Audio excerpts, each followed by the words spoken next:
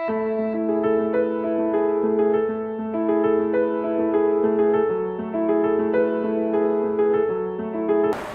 morning, everyone, especially to the Board of Judges, to be introduced later, to my students. Welcome to the class debate of grade 11 UC. Before we proceed to the debate, I will give the microphone to Ms. Perlin Garillo, the facilitator of this class debate. Thank you, Sir James. But before we will proceed in our activity, may I request first to please all stand for the prayer to be led by Willa Gilbero.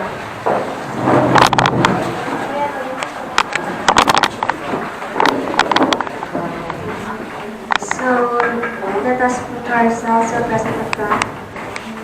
Let us pray, Lord God, as we gather before you to participate in this academic contest. Make us aware that we do this competition for our own glory, but to glorify your name. For cooperation that would happen today, more than the glory of winning. Allow the losers to learn that they are already winners because of their willingness to share their talents. Let the winners learn this they succeed because of blessing and guiding presence. Let this competition serve as a way to praise your name and spread your good news. This we ask through Christ our Lord. Amen. Please be seated. A pleasant morning to everyone. Again, I am Perlin Garillo and I will be the facilitator for today's activity, which is the class debate. Be it resolved, implementing anti-fake news law. Fake news became famous because of the social media. Some posting only their opinions and others' goal is to have many likes and reactions. In short, to become famous. There are many instances that it can hurt or degrade someone, most especially the artist. So, is it necessary to have this law?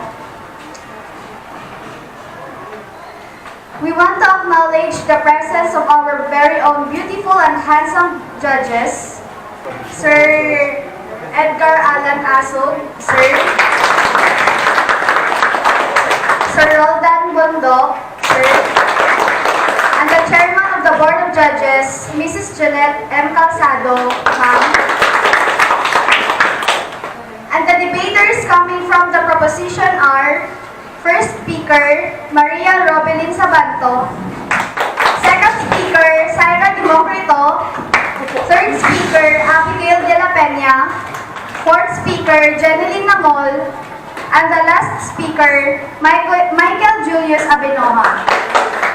The debaters from the opposition are, first speaker, Christine Jean Dilicana, second speaker, Ivy Kadumog, third speaker, Jonathan Macaraeg, fourth speaker, Michelle Jean Talion, and the last speaker, Ken Jade Leysa. Please be seated. But before we will begin, let me read to you the criteria and mechanics for this debate. The mechanics are the following. Each speaker will be given 1 to 3 minutes to speak for their stand. 30 seconds and the red flag will be raised, and if waved, it signals for time's up. For the criteria, it will be in ranking system Likert scale. Rubrics on the levels of performance for proposition and opposition team. Criteria. First, organization and clarity. Main arguments and responses are outlined in a clear and orderly way. Second, use of arguments. Reasons are given against the resolution. Third, use of cross-examination and rebuttal. Identification of weakness in affirmative team's arguments and ability to defend itself against attack. Fourth, presentation style. Tone of voice, clarity of expression, Precision of arguments all contribute to keeping audience attention and persuading them on the team's case. Let's proceed to the first speaker from the proposition team. Side, rather.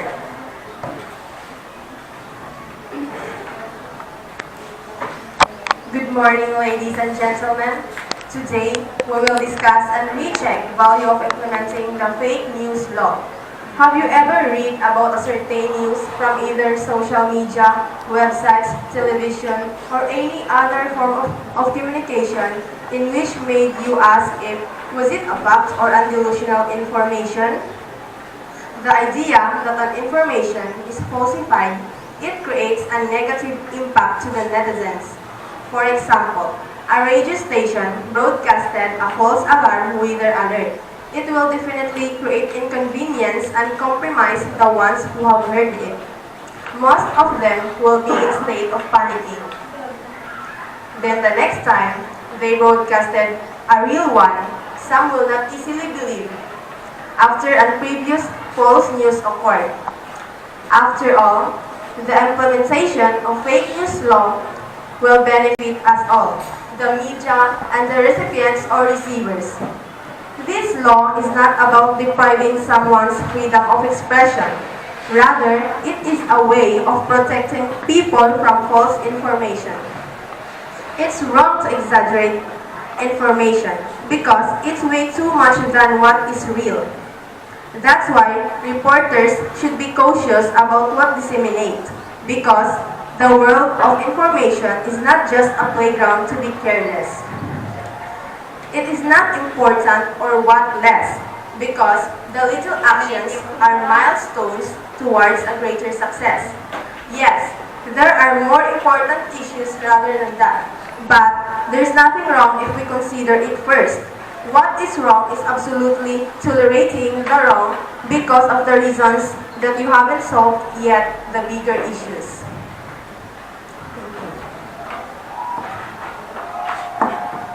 Let's proceed to the interpretation.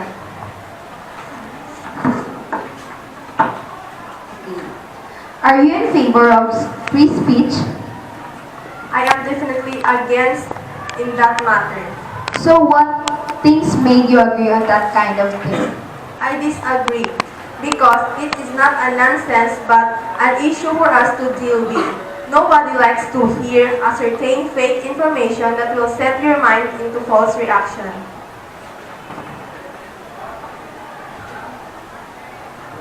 The first speaker from the opposition side.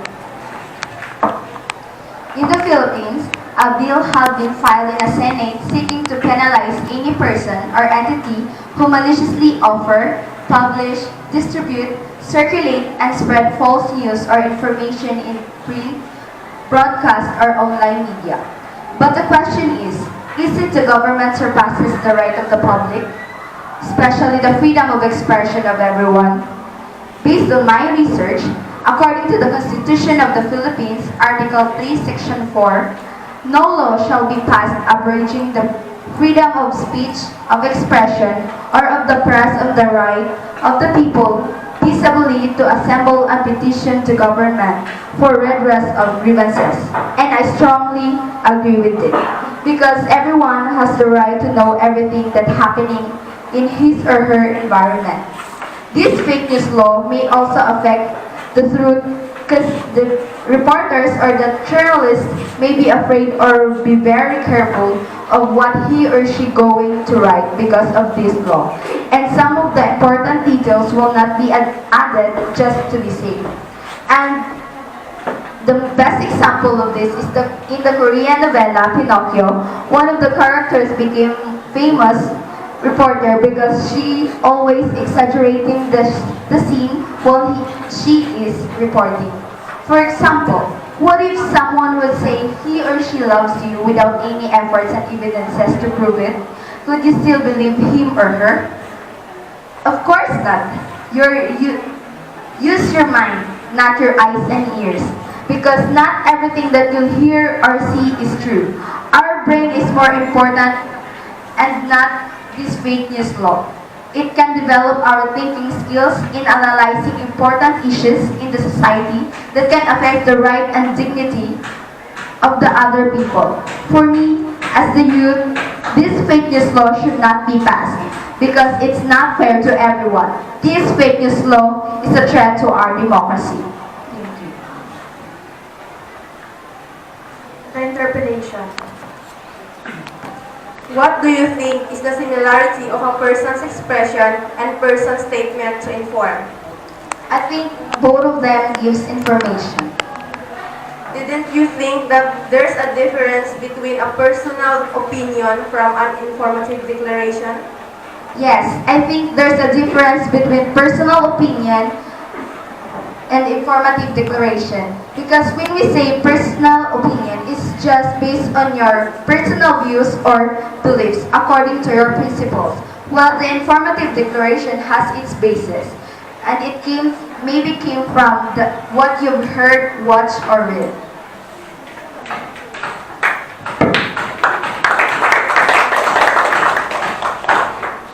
The second speaker from the proposition side.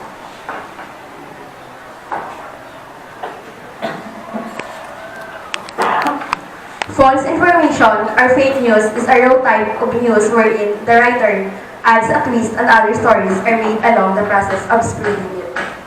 On social media, fake news has grown from a nuisance into something that can cause greater devastation. Internet users can access thousands of news sites in just seconds. With the help of our 21st century technology, false information are easily disseminated. Scammers send made-up stories unsuspecting individuals in the hopes of taking advantages from them. Presently, there is already a bill to be passed in the Senate to eliminate this news that can cause massive confusion and misleading in our country. Senator Antonio Trillanes IV presented this law to the Senate. Any person who found guilty will be punished with a fine ranging from 100,000 to 5 million pesos and 5 years imprisonment. Any person who aids in the creation and spread of fake news will face a fine ranging from 50,000 to 3 million pesos and 6 months to 3 years imprisonment. It is believed that with the implementation of these fines, awareness would be raised and eradication of liars and confusion will be evidently possible. Villanueva said public officials must take the moral high grounds instead of spreading false information from fake sites themselves. The recent events involving our public officials who failed to validate information that resulted to the spread of false information make matters worse. The proliferation, especially when the public interest is at stake. This is why we want stiffer penalties for airing public officials, Villanueva explained. The past year has seen government officials spreading fake news themselves. Justice Secretary Vitaliano Aguirre earlier accused members of the opposition of having a hand in the clashes in Marawi City, echoing the information spread online. He showed a photo to prove his claim, but it turned out the picture was taken in 2015. Aguirre has refused to publicly apologize for his false claims. Some people were fooled by the fake news due to the lack of confirmation and verification. This type of news is detrimental to people, business, economy, and especially to our government, security services, and peace and order. It is dangerous for it can damage or destroy the reputation and credibility of an institution or an individual. It can create panic to the public, and the worst, it can bring chaos if not handled or stopped at once. I am vouching for this law because it provides safety and security by stopping fake news from controlling and following us all. I hope government officials will open their minds to see what will be the effect if they won't approve the law of anti-fake news. This law is still on the process. I hope President Rodrigo Duterte will sign this law. Thank you. The interpretation.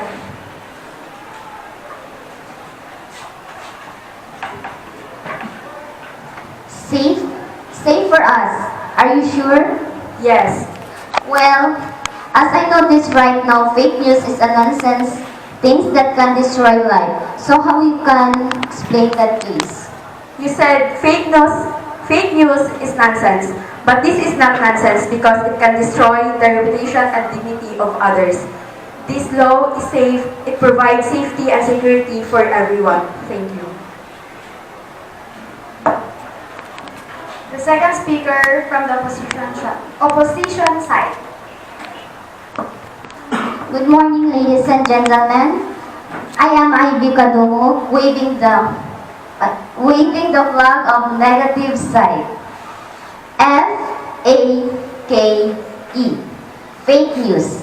Why do we need to implement this kind of law? Do you think it is necessary to implement? Well, for me,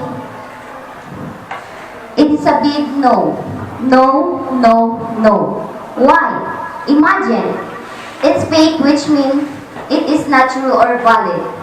Well, it's other people way becoming famous. But ladies and gentlemen, please stop this kind of nonsense. There are other people that we should solve, like extrajudicial killing, poverty, thieves, drug abuser, and many other more. Why we waste our time in this issue? If this will be passed, it won't even help our economy to grow. So why bother? And if it will be implemented, it won't even last that long because it is a very shallow law that does not really need that much of attention from the government. It is why I strongly disagree in fake news law. Thank you. The interpellation. If this law won't be passed, what will you suggest?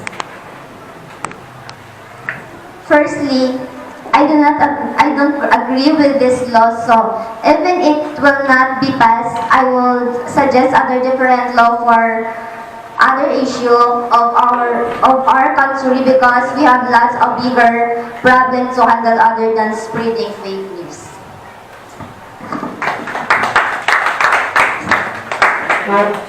The third speaker from the proposition side.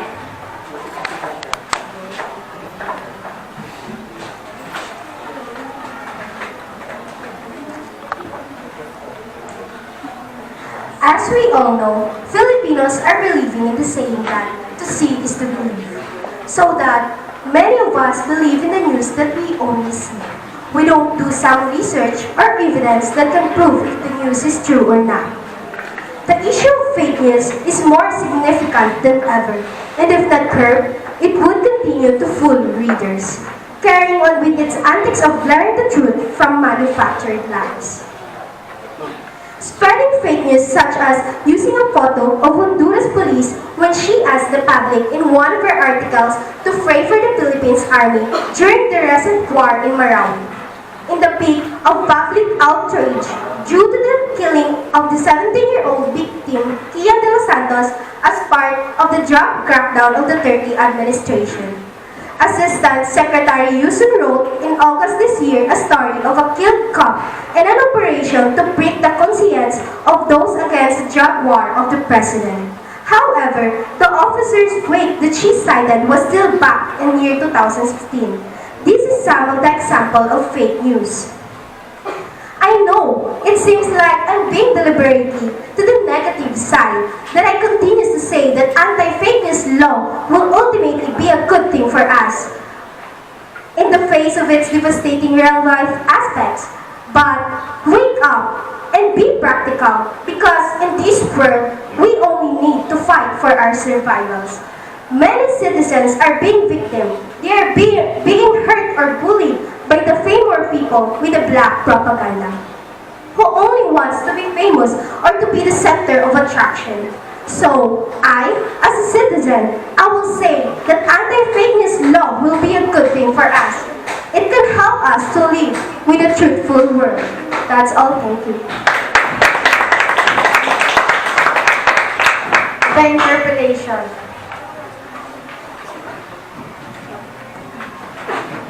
How will you conclude that news is a fake? If the statement is a type of yellow journalism or propaganda that consists of deliberate misinformation or hoaxes spread via traditional print and broadcast news media or online social media. If there's no basis and evidence, then that's not fake news. Do you think it is possible to implement the fake news law without stepping down the freedom of speech of a person? Yes, to avoid trampling of freedom of speech, then censorship should be made. The only way to deal with the issue of fake news is to prove that the news that was published or posted on social media or reported on TV is actually not true, and with the intent to mislead other people away from the truth, and then decide an appropriate punishment. The second speaker from the opposition side. Fake news.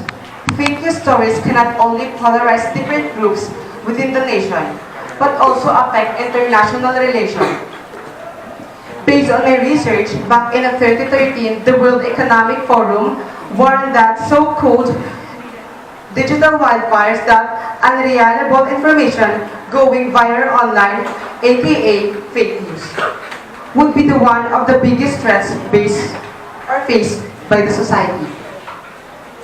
Fake news through social media, the biggest factor behind the success of fake news stories is their high level of social engagement with fake news through Facebook was higher than the true mainstream sources. Fake news often seem more believable than the truth and have the lead to racism, harassment, intimidation, and damage to reputation. Fake news is bad. Fake news law is a threat to democracy. This is how some of the most powerful politicians and their three of the world's largest economic and military powerhouse have described what has been broadly defined as fake news. Concerns about fake news, a term whose meaning has proved flexible, but which originally referred to false news. Claims presented in an official-looking way, often online, in a way intended to deceive readers, has crossed the pond as well. The committee's chair, conservative Epidemian Collins, said that the phenomenon of fake news is a threat to democracy and undermines confidence in the media in general. The proposal has imposed such requirements as providing an easily identifiable, directly accessible, and continuously available method for users to report illegal content, which is Germany, would encompass many forms of speech that would be protected by the First Amendment in the United States, including racism, which defined broadly and Holocaust denial. Fake news is bad. Fake news law is a threat to democracy, and still, fake news law should not be passed. The interpellation. Do you think anti-fake news law is bad in our society? Yes, because it can affect our freedom of speech. What will you do to the people who continue to spread fake news if you don't want to pass a law? Well, I will advise him or her to stop doing the things because it can cause trouble. But if he or she wasn't stop this, I will report it to the officials.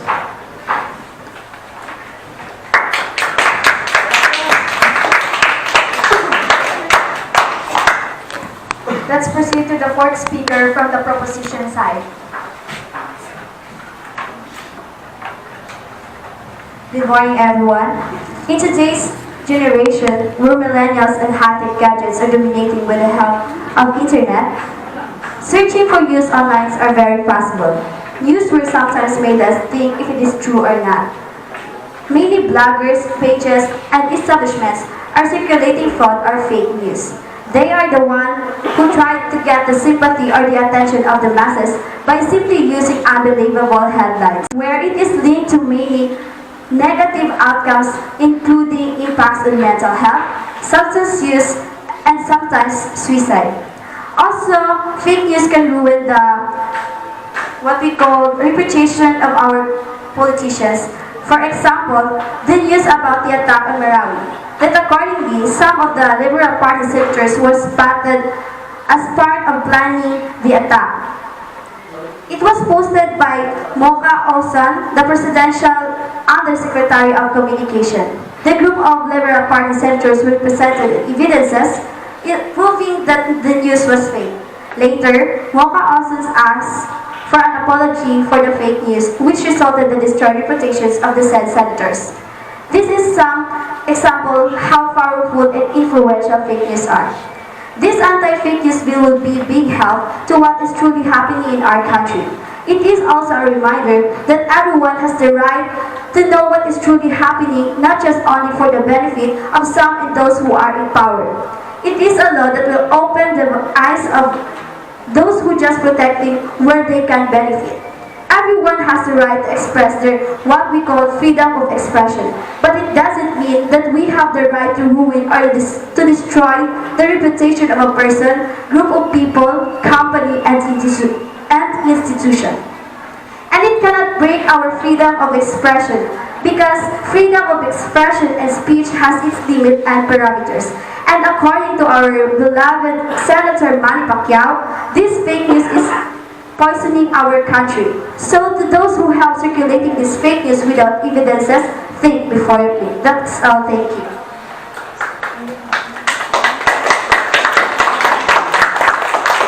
The interpellation. According to what you have just said, this fake news bill will be a big help to what is truly happening in our country. Do you really think this bill is relevant to help our country be a better place? Why? Yes. Why? Because proper information can give us proper education. We should educate people with proper information so in that way they can react properly, respond properly, conclude properly, and decide properly. What if Sir James Casa, our advisor, gives us wrong information and miseducate us? What will happen to our future, younger future? What will happen to our nation? What will happen to our future? And in general, what will happen to our world? That's all. Thank you. Let's proceed to the fourth speaker of the opposition side. Good morning, everyone. First and foremost, I do believe that only a fool, shallow, and bandwagon person will entertain such law. Why?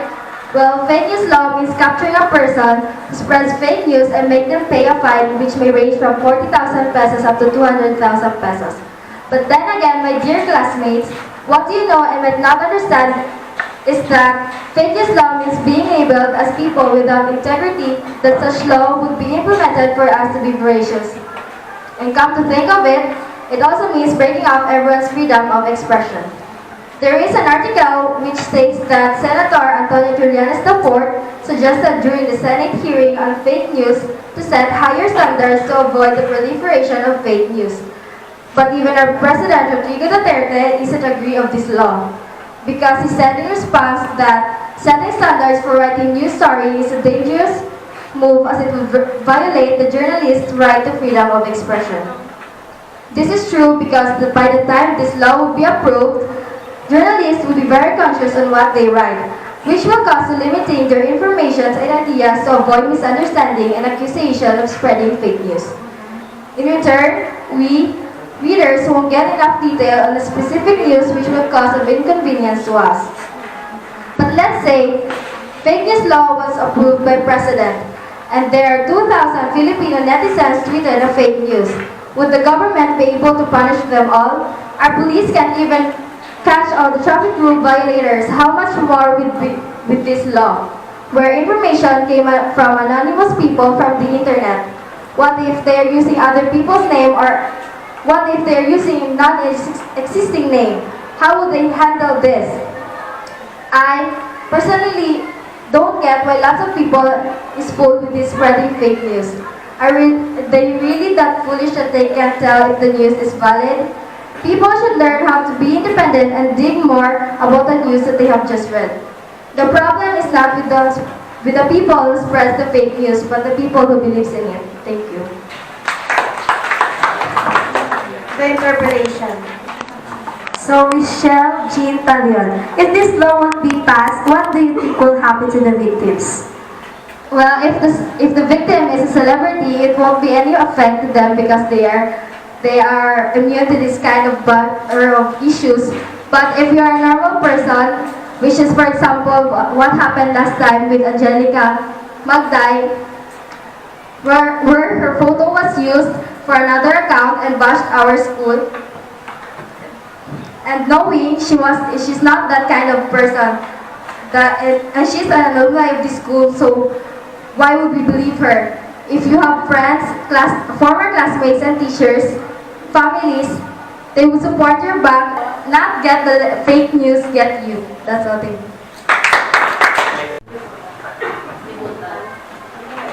Let us proceed now to the rebuttal speech from the proposition side.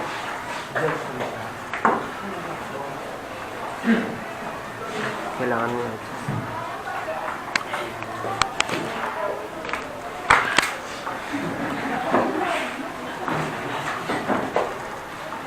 Okay, good morning everyone.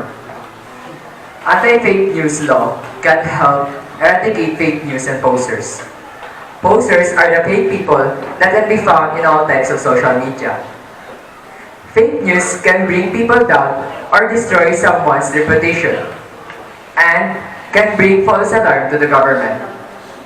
So, we really need to stop this kind of doing. Not all fake news are mistakes and inaccurate. Some fake news are intentionally made to destroy someone, as I said. So, we really need to push this law in order to help the victims of this kind of doing. When in terms of free speech, all of us has the right to speak. But we must think before we speak. Not every individual will be on our side. Some speeches or stories are not believable. Some are made up and makes people confused. So I really want to make this law to be published. That's all. Let's proceed to the interpretation. Well, thank you very much. Mr. Abinoha, if ever this malicious nonsense, or let's just say stupid things, which is the fake news will be implemented, do you think this has a positive purposes? Yes, it has. Well, as you notice right now, fake law cause trouble. Yes, and this law does have purpose. This law prevents trouble, not to cause trouble. Just like Tokhang, it eradicates the posters and fake news spreaders. Thank you. Let us hear the rebuttal speech from the opposition side. Thank you. Good morning, everyone. Fake news is a type of yellow journalism or propaganda that consists of deliberative misinformation or hoaxes spread via traditional print and broadcast news media or online social media. This article was known during the presidential election in the United States, caught global attention last year up to now. To tell you frankly, I was shocked when I heard this news. Because imagine, why fake news? Since there is other valid news. This is such a malicious thing. Because fake news will lead you into bad way. So try to break that rule, and I'm sure it will lead you into good way. And to tell you frankly also, ladies and gentlemen, fake news can cause trouble. So as a human being, I don't want to happen that in my life. Because I am a friendly person, so I don't want again to happen that in my life. So, ladies and gentlemen, this girl, a protester displaying a sign referring to fake news, and she said, "Fake your time, not your news." And I believe also, I agree with her, Because news is a part of our life. Because through news, we will know what's happening in our society. And ladies and gentlemen, I strongly disagree that fake news will be implemented. Because it will, I'm not agree that fake news will be implemented because it can cause trouble, like what I said a while ago. And try to imagine the first word, fake, which means not true. So what is the future of our society if those information that you disseminate are fake? Try to imagine it. Okay, so according to International Federation of Library Association Institution, there are 8 ways to stop fake news. And first is, consider the source to understand its mission and purpose. Second, read beyond the headline to understand the whole story. Third, check the authors to see if they are real and credible. Fourth one, assess the supporting sources to ensure if they are support the claims. Fifth, check the date of publication to see if the story is relevant and up to date. Sixth, ask if it is a joke to determine if it is meant to be satire. Seventh, review your own biases to see if they are affecting your judgment. And last, ask experts to get confirmation from independent people with knowledge. So ladies and gentlemen, I hope everyone will use the internet responsibly by not forwarding unconfirmed information from unidentified sources. Bring positive energy to society. So ladies and gentlemen, stand up, show up, and let us all unite to stop this fake news. Let us go to valid news, not for fake news. That could be all. Once again, thank you. The interpellation. Okay, Mr. Risa, do you think fake news can help people? No. What is your reason? Why do you think that anti-fake news law is ineffective? Well, like what I said a while ago, if those information that you disseminate are fakes, what is the future of our society? So as a human being in this world, as a student, as an individual person, and as a human being in society, I am strongly disagree that fake news will be implemented. Thank you. We just give them a round of applause. So for now, let us hear the voices and opinions of Willa Dilvero and Angela Kyle Monton.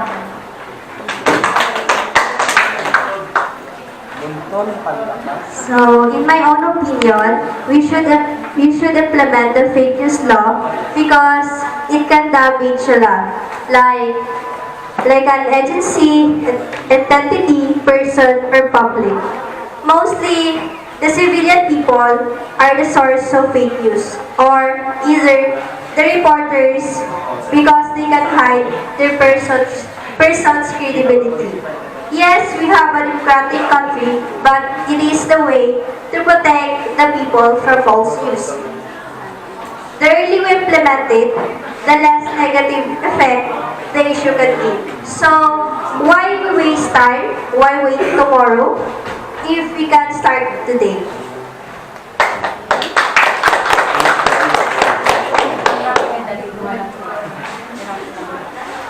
In my own opinion about anti-fake news law, that media in all forms is all about good content development or storytelling. There are stories that need to be told in the world, and people look for avenues that own the stories. Everyone seems wary of all forms of media, and rightful because of fake news. It's a red tag, and everyone has fallen victim to some form of fake news at one time or another. I'm not saying that we never make mistakes. I'm sure everyone makes mistakes because we are only human. But fake news seem to be about mistake or misunderstanding, but literally as a ploy to deceive people and condition them to think in a certain way. That's all. Thank you. Thank you, Ms. Gilbero and Ms. Monton. Let us also hear the voices and opinions of Bay Noraima Sacopan and Joanne Lindo. A round of applause, please.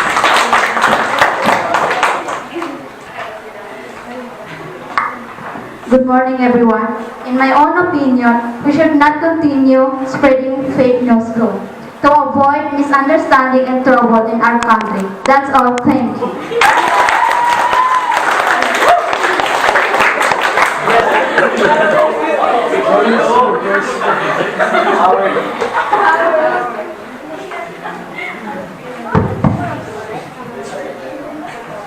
In my own opinion, we should stop spreading a fake news to avoid misinformation to the public and mostly the citizen.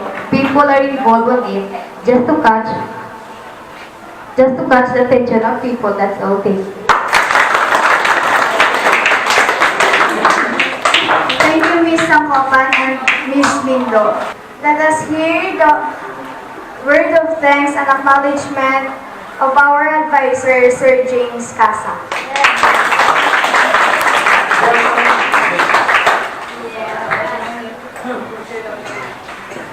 Thank you, Ms. Facilitator.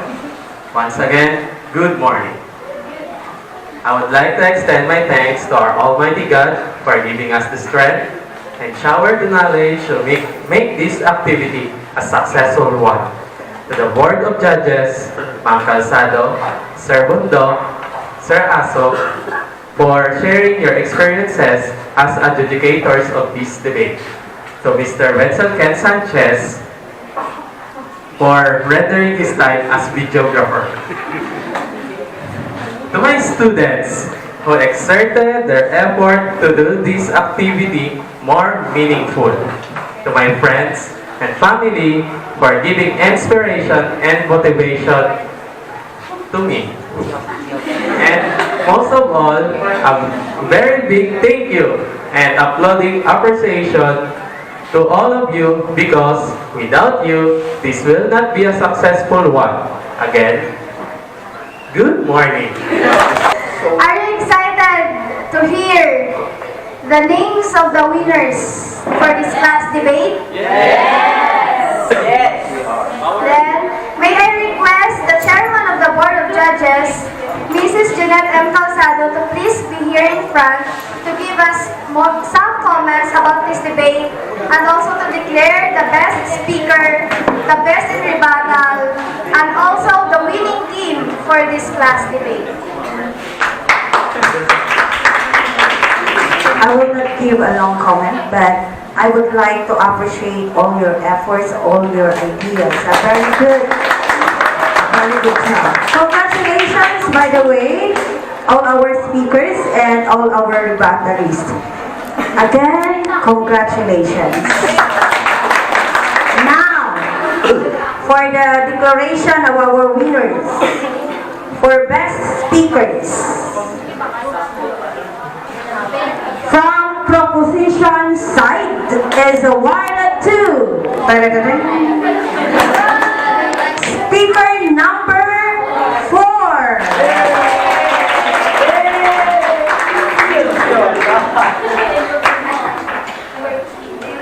Again, another best speaker from opposition side is awarded to speaker still number 4.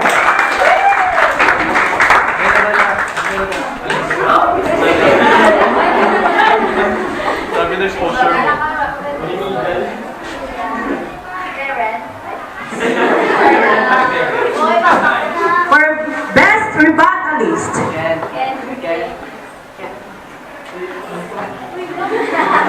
from the opposition side,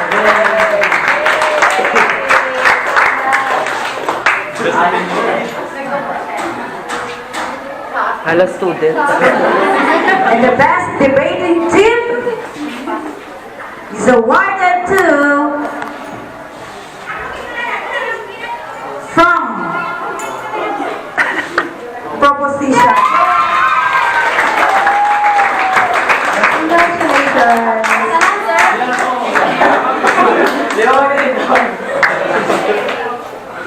Congratulations. Balik na eh, balik.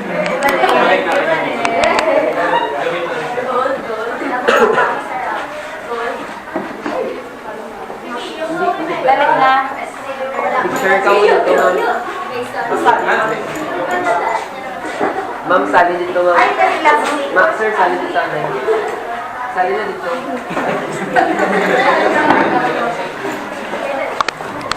Okay, 1, 2, 1, 2, 3. 1, 2, 3. 5, 6, 7. Thank you, ma'am.